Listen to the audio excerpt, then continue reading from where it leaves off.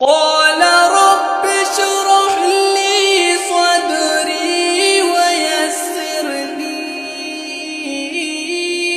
أمري واحلل عقدة من لساني يفقه قولي واجعل لي وزيرا من أهلي هارون أخي اشدد به أزري وأشركه في أمري كي نسبحك كثيرا ونذكرك كثيرا إنك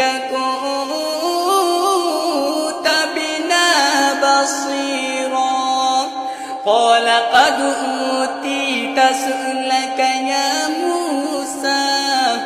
ولقد مننا